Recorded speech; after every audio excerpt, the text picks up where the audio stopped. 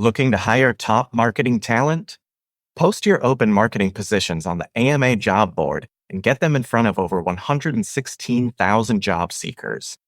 With more than 34,000 resumes on file and over 30,000 employers already using the platform, your listing will be part of the largest professional community dedicated to marketers.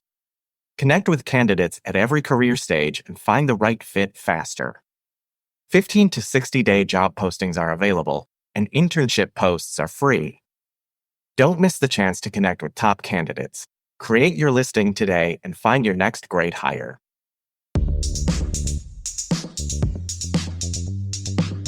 Hello, and thank you for joining for this special episode of AMA's Marketing In.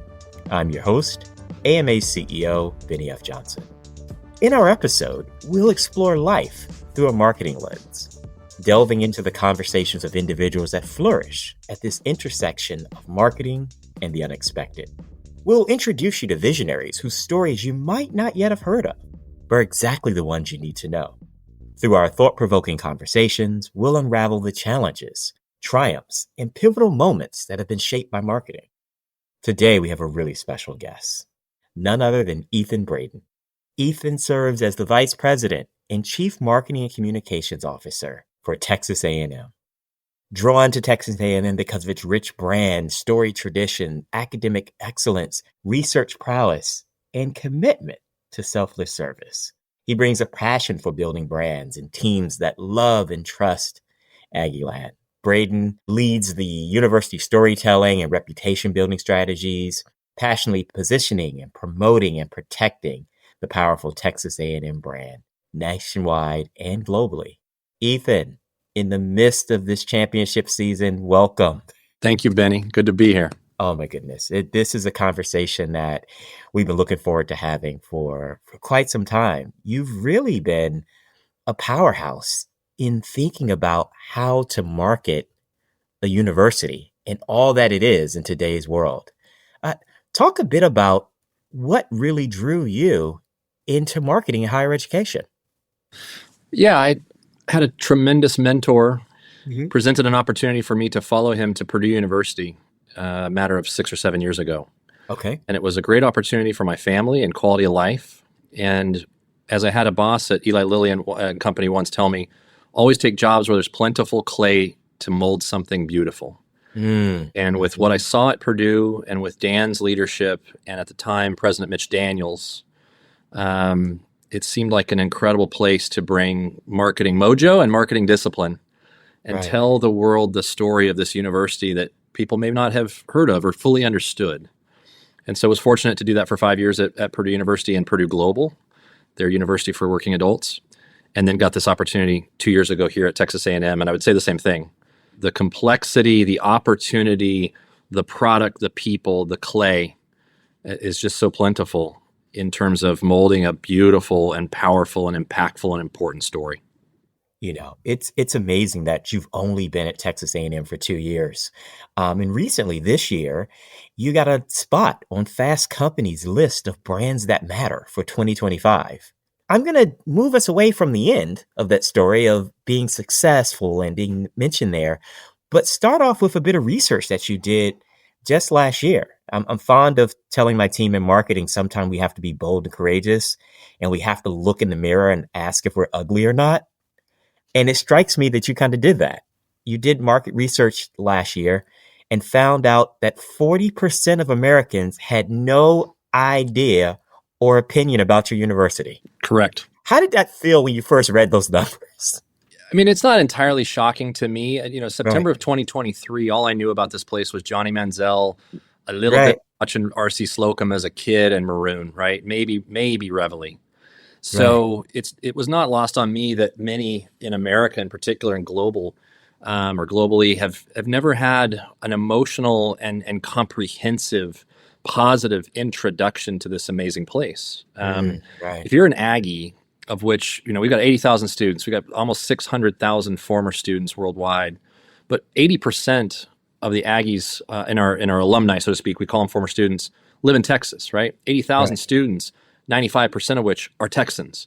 It's an incredible honor to be an Aggie in general, but especially in the state of Texas. And so traditionally, they hadn't told that story beyond, the state boundaries or very well. Right. And so it wasn't completely surprising, and it's actually not that novel to many of the other schools that we benchmark when we do this research: Illinois, UCLA, Purdue, Michigan, others. There's 35 to 40% of America who will say, I have no opinion of or have never heard of them before. Wow. But it was very, it was humbling, and it was enlightening for many down here because they're so close to it. And they believe in some respects everyone's heard of them and knows much about them, and they don't. And that's the opportunity. You talk about the kind of having the clay and having the opportunity to mold from the soil layer. This drives us from understanding your insight, where you are in the market, to moving to what gets you on that fast company list. But more importantly, what has the impact? Talk a bit about how this comes together in your new campaign, thinking about, together we stand as a force of good. Yeah, we did a lot of research for a year, a play that, I really learned and cut my teeth on at Eli Lilly and Company, and then we ran at Purdue, and we ran with Purdue Global, and I brought it down here. And it's really about deep human truth and introspection, and really understanding what is our insight and what makes us distinct and what we stand for and who we are and why people should care. And so we really needed to get to the depths of that in a place that is rich with tradition and history. It's big and it's complex and it's complicated. It can be traditional at times, but yet so innovative at the same time. And so we needed to really understand ourselves and get to a point where we could go to the world and say, this is our identity and our value proposition. And what we saw is, as you said in the introduction, this deep history and this deep bond and this duty to service. And so what we kept coming back to is this place is a force, right? The largest undergraduate engineering program in America, one of the largest endowments in America, just bigger than Notre Dame, bigger than Michigan, right? 600,000 former students, 80,000 students, the largest university in America today. It is a force. Right. But then you see its impact across, whether it's the research areas, whether it's the largest student-run service project annually, whether it's the fact that we train 200,000 emergency personnel annually from all over the country and all over the world.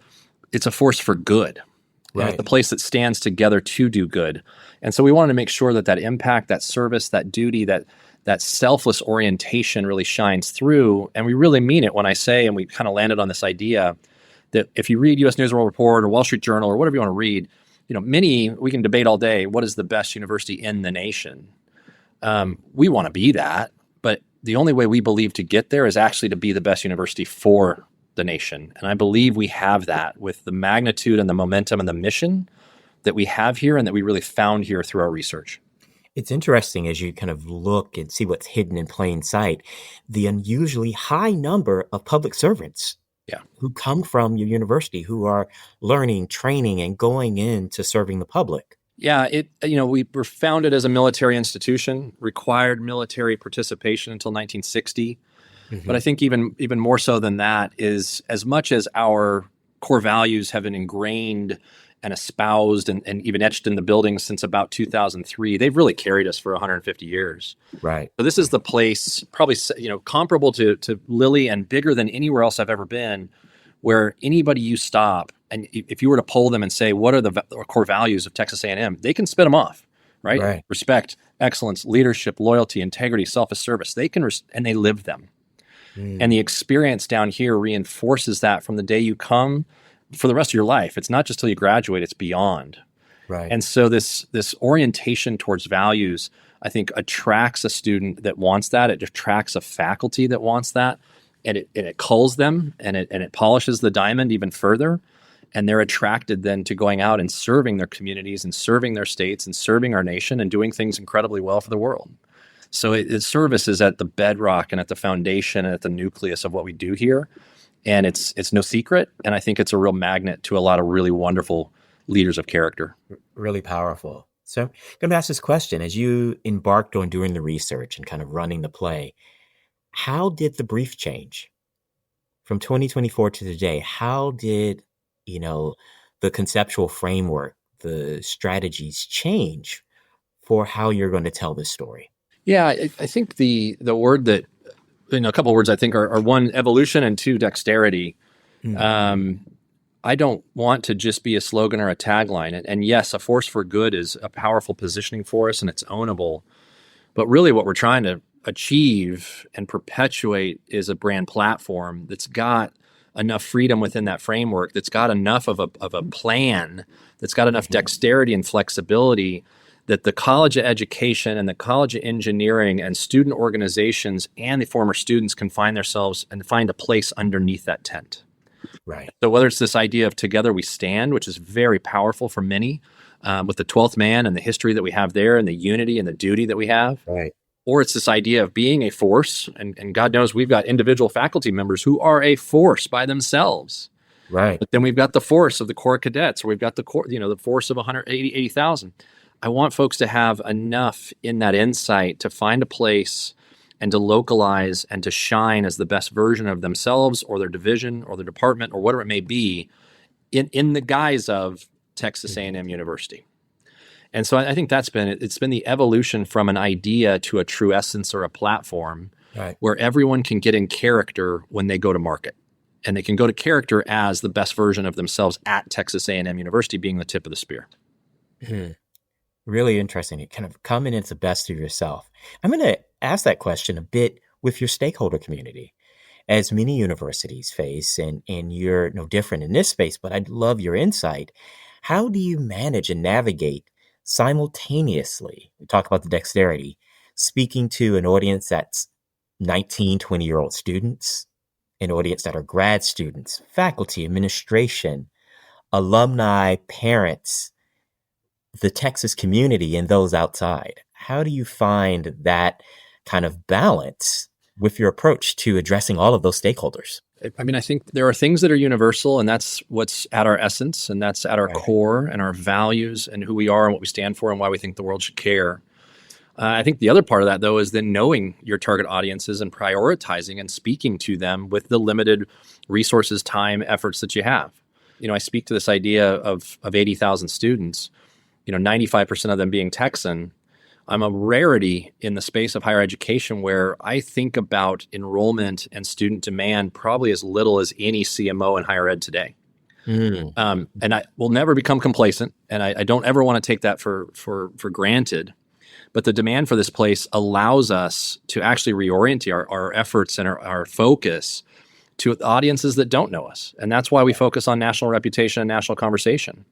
Inside the state of Texas, within those Aggies, we want to speak to them because we want them to be full of pride and we want them to carry the word of mouth and we want them to be evangelists for the place and what we're doing here. But my job as a central marketer, when I've got folks all across the campus speaking to various audiences, is really to bring in those that have yet to embrace the spirit of Aggie land all across the nation, all across the world, and say, I think we have something really special here that you can be very attracted to. Great brands attract, and yes, they repel. And I know we'll repel some, and that's okay. But I think there's a huge swath of the country that can be really, really attracted to who we are and how we're positioned and what we do. And so understanding those audiences, prioritizing those audiences, and now these days, going to them on their terms is what's so important to us. And so we talk a lot about the diversity of audiences that we have. And who is this for? And what are we trying to achieve? What are the attitudes, the beliefs, the behaviors that we are trying to create with that target audience? And making sure along the way that it is focused and that it shouldn't alienate others, but it may not be for others. And that's okay. Right. Well, talk a bit about when you're a student and you find this unexpected home. One thing that's, really powerful about Texas A&M is it feels like home.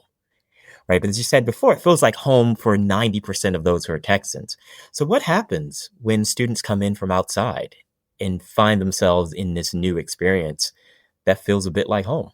Yeah, this place is incredible. It has a spirit. It has a bond and a common tissue that is just, or a common thread that's just evident. And it's special and it's spiritual. And I'll tell you a couple things about that I think are so interesting. So one, we did market research a couple of years ago and used a firm that I love in Chicago called Brand Trust. And they sent wonderful researchers to work with us who were not Texan.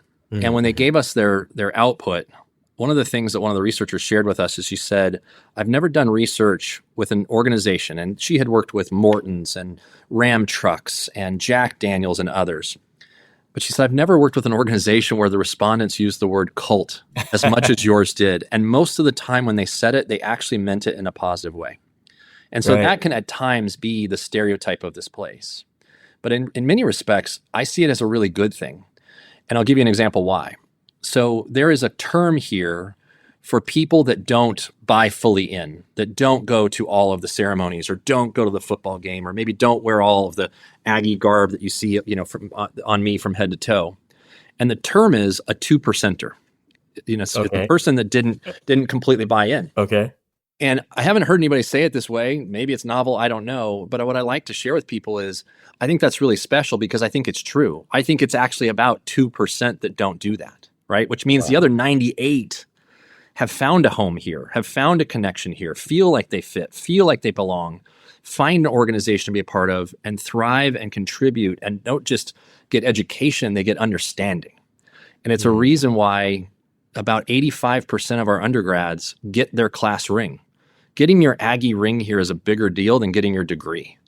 We're the biggest customer of Balfour by like 4 or 5x because all of our students want that affiliation and they want that common bond moving forward. Wow. And so the thing about Colt here that I think is so interesting is you might see some things on TV or you might hear some terms like fish camp or whatever it may be, howdy week, et cetera, our vernacular.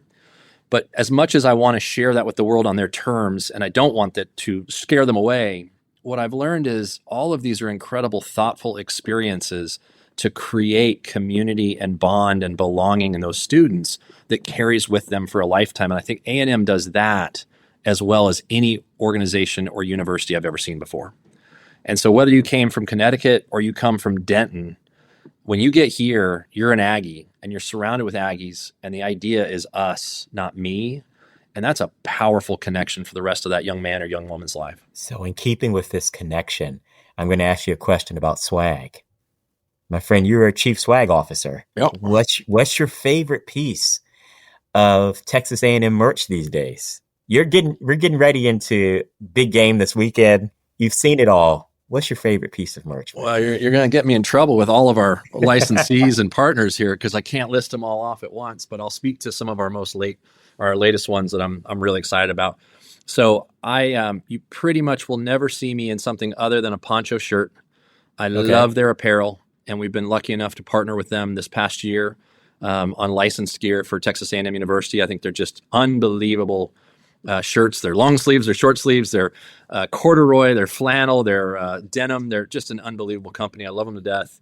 We give them out. My wife will tell you I've got too many hanging in the closet, and you're just seeing them all over, not only Texas, but in general. They're just a wonderful piece of apparel, and I love their company. And then the other one that's been novel to me, because I never had one until I got here, is we've got this incredible new partnership with Stetson. We were the first university that Stetson partnered with on a collegiate collection of felt cowboy hats. So I got this beautiful black felt Stetson Aggie cowboy hat. That seems just right, my friend. That seems right. It's like Clark Kent turning into Superman, man. I put that thing on and it's a great feeling. So I'm really proud of the work that our licensing team has done and the magnet that we are for great partners. But those are two of the licensees, two of the partners that we've acquired in the last 6 months or so that I think really give our Aggies something to wear and be really proud of. You've been noted as really a kind of groundbreaker in university marketing, both at Texas A&M and Purdue. I'm going to ask the question, you said from the beginning, you get this unique benefit by having a gravity there at Texas A&M, that enrollment is not a challenge for your space to kind of break through. There are other things that you're looking to break through on. What advice do you have to our other university marketing leaders who may not have that embarrassment of riches, who are looking to break through? Yeah, I think you're right. My first piece of advice to them is usually you have a decision to make as to where you go, first of all. So choose wisely, okay? Right. And the reality is we're all getting the headhunter emails, routinely of the 4,000 universities out there that at least most or some need a great marketer. So you have a lot of choice. Choose wisely, right? Go where there is the clay to mold something incredibly beautiful. But I think it's the universities, and it doesn't mean you have to be Texas A&M University, but it's those that have a really clear sense of identity and positioning and distinction and and their mission that are then able to then bring that to audiences. Mhm. We're really clear here now about who we are and what we stand for and the difference we want to make in the world and what it means to be in character. And as a result, I believe that in understanding or having that Mark Ritson, market orientation here, that there's a bunch of folks out there that are not Aggies, that aren't necessarily going to come attend school or teach for us necessarily, but that would align with and respect and even be enchanted by that mission, that purpose that we have. And so I think for all marketers, it's get to that, right? Get deep in that, spend the time on it, do the hard work to get there strategically versus just the flashy tactics, et cetera. And then once you understand that, own that and take that to market powerfully, unapologetically, and lobby for the resources and the talent and the time that you need to go out and make a ding in a really complicated, really crowded, really noisy world of higher ed, because they can stand out. And there are universities out there that I think have a beautiful positioning, understanding something about them that is unique, and it's not commoditized the way that so many are. I mean, you can look at our billboards around towns, all across America, and most times I can take one's tagline and move it to another, and it wouldn't have made a difference. Right. So do you have something that doesn't necessarily mean you're completely unique, but is it distinct?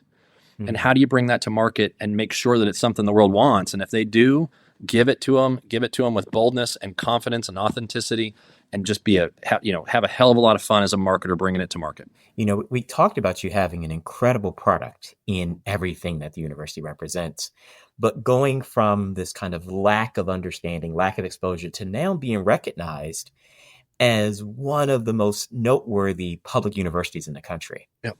What's interesting is your work didn't change, but the way you positioned the story did. Yeah, what changed is, yes, the storytelling, I think, went from insular to authentic and empathetic, with the idea that I want the outside world to understand us and to be enchanted by us and to respect us and to demand us in a way that in the past we may have said, stay out. We may have said, you don't get the inside joke. You don't have the ring. You don't understand our vernacular. And we don't really care. We deeply care. We deeply care because we can't have the impact that we're capable of having if we approach outsiders, non-Aggies, et cetera, that way. And so I think our locus or our orientation has changed, which is national reputation, national conversation, this empathetic understanding of wanting to bring a new introduction to A&M to the world. It was number one. And then two, in the past, we weren't really a marketing juggernaut. We were mostly a customer service center to a university making tactics. That's not what gets me excited. Doing bold things on behalf of the cream of the crop of this place and taking it to the masses, having the reach, the relevance, and the recall that we need to have that impact is the marketing fundamentals and the discipline, and thus the resources and the brawn that we've needed to share that message broadly that otherwise was captured largely here and stuck here in College Station. So talk to me a bit about that evolution. I can imagine, that, as you said, marketing in the past was competent, but service-driven, in service of things happening, not boldly leading in the space. And you come in with a different vision that says Texas A&M is more and can show up as more. Yep. What were the initial reactions like? Yeah, I mean, I go back again. I like to think about upstream versus downstream. So again, I made the decision to come here with some understanding that there was a relatively common and strong appetite for a marketer like myself, that this place said, we want to share our story powerfully and together to the world, and we just haven't before. So I had the right clay again in that regard. That was a big deal. I think the other piece was really just coming down here and having the confidence of my leader with the assurance of the autonomy and the resources and the support and the ability to take some risk. Now that has to be gained, and that has to be earned, and that has to be reinforced, and it has to be proven, and that's a flywheel. But my leader and coming, my president coming down here said at one point in time, we don't know what great marketing looks like, we don't know what great marketing takes, and we don't know what it costs, but you do. And so to have that sort of trust and sponsorship to come down here and run my play, and Right. then get the troops behind you, right? Inspire a Right. shared vision of what that can look like, and then give them some tastes of success, which, sales or wins cure all. Right. They do that once and they say, I want to feel that again, and I want to feel that again, right? It's very intoxicating. So we wanted to give them quick wins of what great looked like, and then we want to go double up again and again and again. But the last thing I'll tell you, and anybody that's heard my podcast in the past can tune out when I say this, because I'll say you've said this 10 times, but it's universal to me, and that is, so many universities in particular, but marketing organizations in general, are often driven by the demands and the requests of somebody else. Right. And I've always said that I want to help us pivot and evolve from being the driven to the driver. And that's what we are now. We're the driver of the Texas A&M University brand, and we're the driver of that movement of the faculty, of the staff, of the students, and telling that story universally and powerfully together, so that what you hear is this wonderful symphony of the impact and the individuals of this special place. So how did it feel to wake up the day to realize that your football success on the field wasn't always the lead story for Texas A&M now? Well, it's still probably the lead story most days, and I'm perfectly happy with that. Coach Elko is doing an unbelievable job. My dear friend Trev Alberts, as our athletic director, has assembled an incredible operation there and across many other sports, including watching our ladies volleyball team tonight in the semifinals against Pitt on ESPN after upsetting number 1 Nebraska this past weekend. So we got so much to be proud of. But what I love is this combination of the athletics and the academic or research or service attention. We should be a blend, right? We can be great at both, and a few universities are. And so whether it's the Fast Company Honors, or whether it's Wall Street Journal, or it's the amazing breakthroughs that literally every day I come into the office and I see between 200 and 500 earned media hits overnight, every single day, about the incredible people doing incredible things, making an impact out in the world. Just in the past, that wasn't getting the same attention.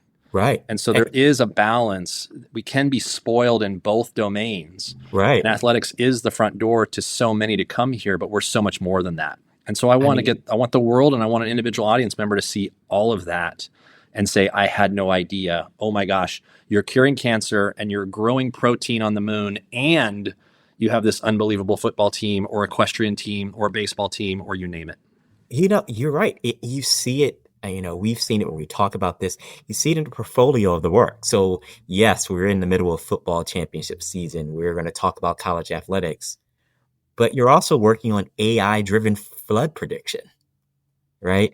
And breaking ground on a new Alzheimer's research space, right? All of that, those things are all simultaneously true. Yeah, with 4,300 faculty, right, there are just incredibly impactful, cool, exciting, hopeful things happening all over the corners of this campus.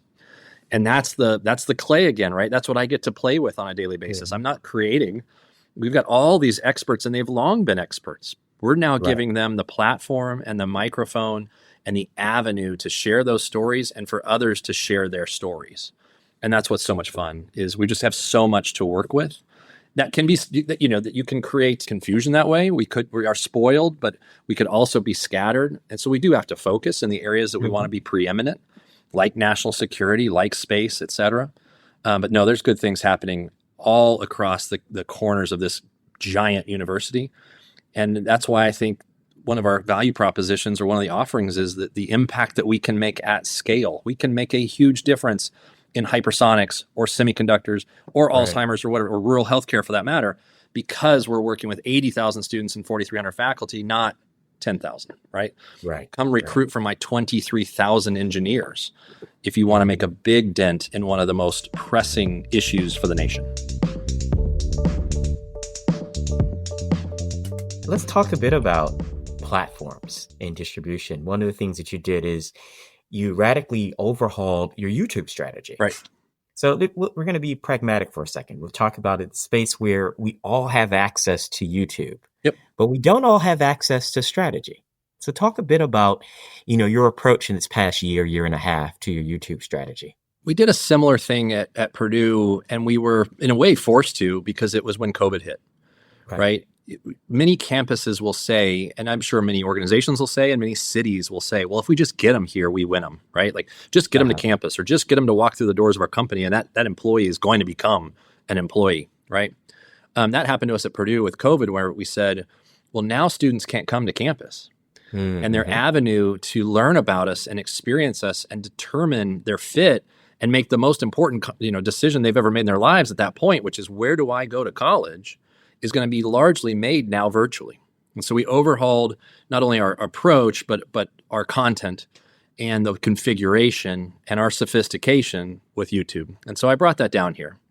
And when I got here, I was surprised to find it was a place that was largely ignoring and neglecting YouTube. It was largely ignoring and neglecting video storytelling, which would be like a merchant, right? Ignoring Amazon, right? Like you do that at your own peril. Right. And so one of the things I said from the very beginning was like, we're going to go from what we are to a video storytelling juggernaut.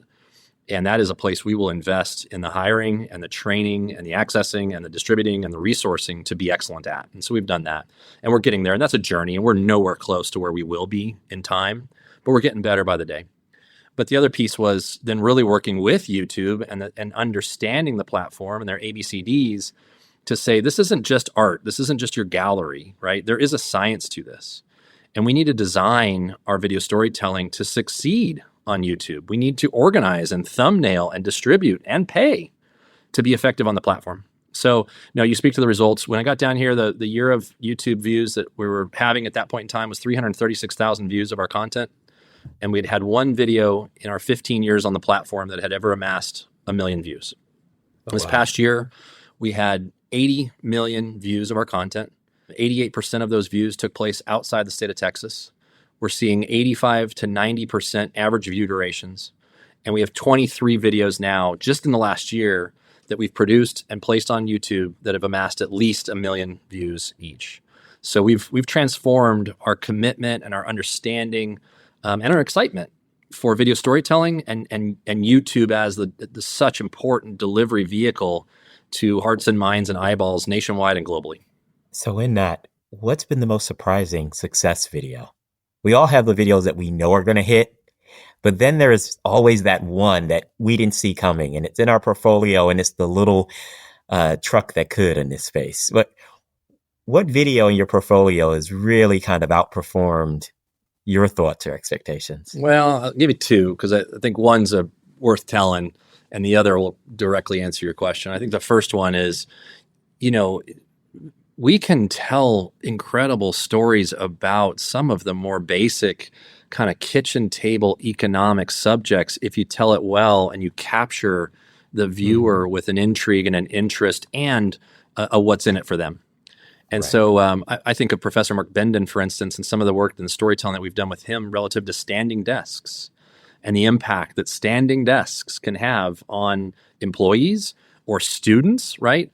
Who are fidgety and tired of sitting all day, and the impact, for instance, that standing desks can have in the classroom on their cohesion and their understanding and their behavior in the classroom and the impact that can have on education. And so I think it's cool to find some of these nuggets where it's relatively simple, or maybe it's traditional at this point in time to think about, well, I shouldn't sit all day, I should stand. But good storytelling brings that to life. But I will say real quick, my favorite story in this respect is that when we launched last year's commercial, never having had a video that had amassed over 1 million views, I told the team we were launching it on a Thursday, the Thursday of Labor Day weekend or before. And I said by Tuesday, so the day after Labor Day, I want 1 million views of it. And they thought I was crazy.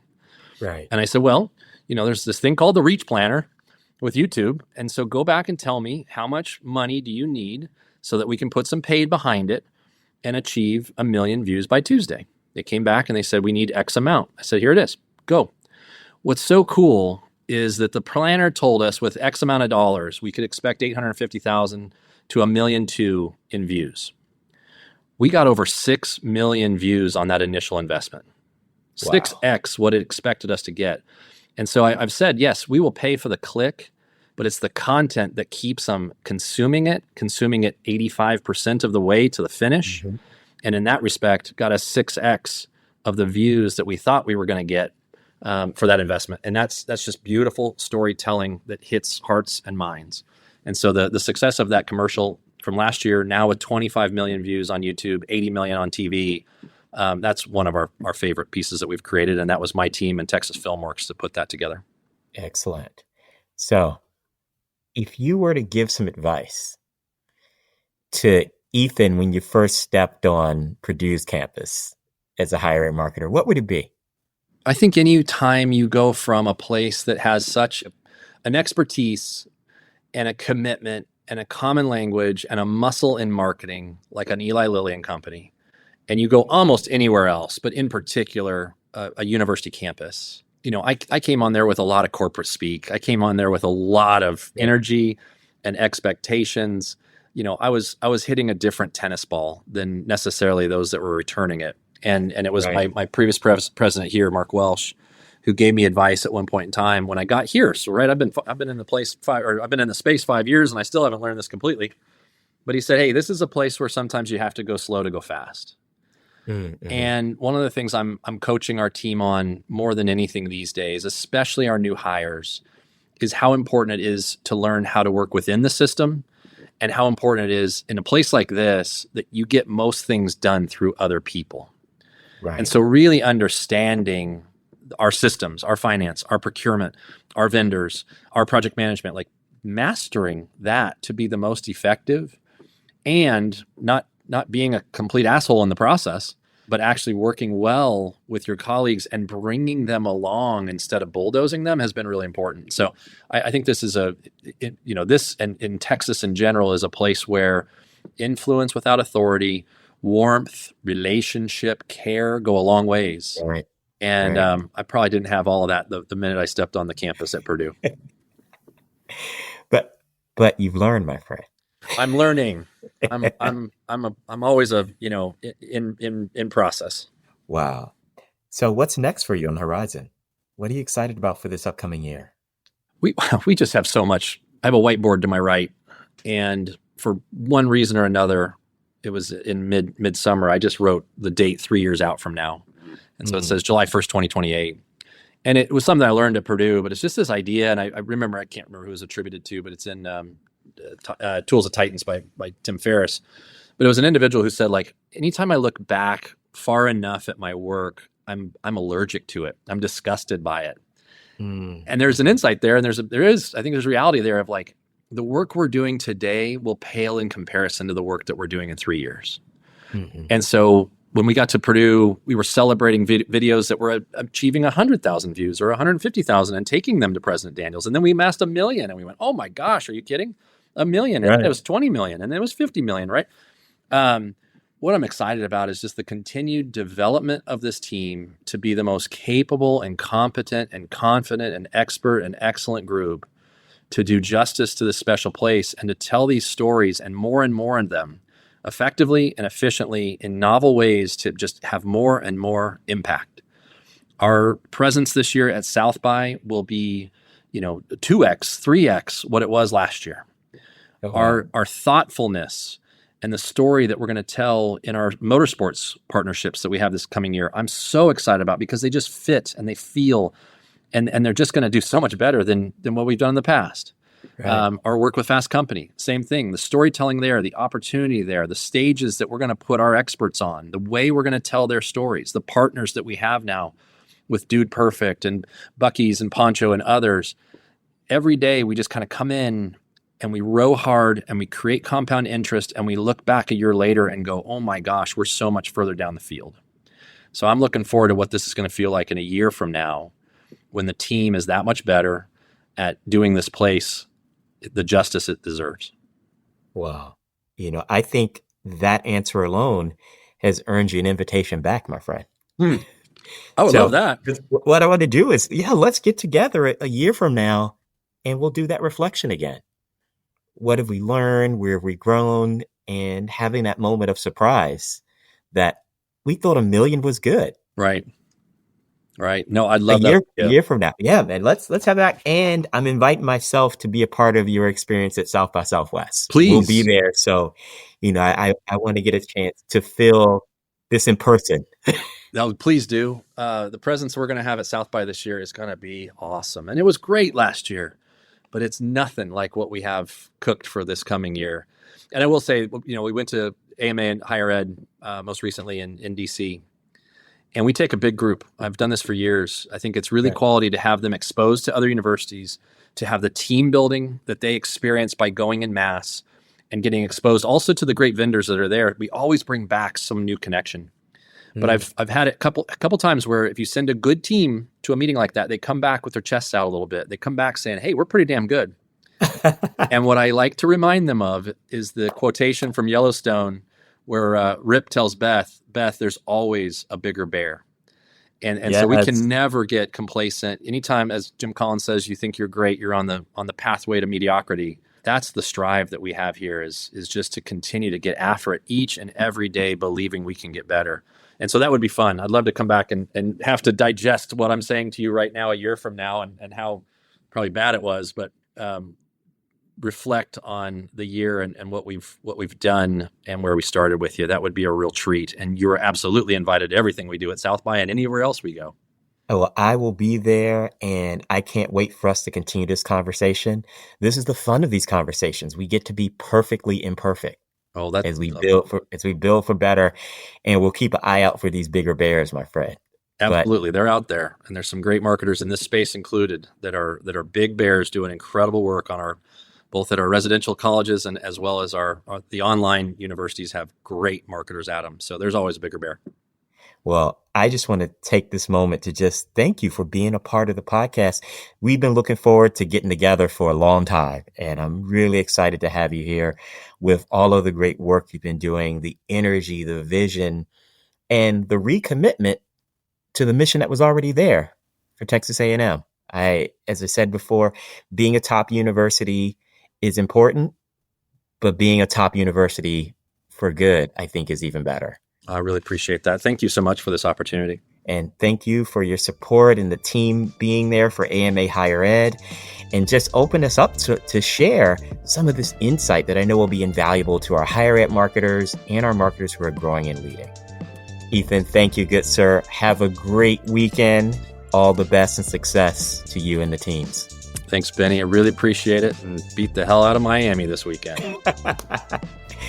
And on that note, thank you all for joining us for this episode of AMA's Marketing In. Looking to hire top marketing talent? Post your open marketing positions on the AMA job board and get them in front of over 116,000 job seekers. With more than 34,000 resumes on file and over 30,000 employers already using the platform, your listing will be part of the largest professional community dedicated to marketers. Connect with candidates at every career stage and find the right fit faster. 15 to 60-day job postings are available, and internship posts are free. Don't miss the chance to connect with top candidates. Create your listing today and find your next great hire.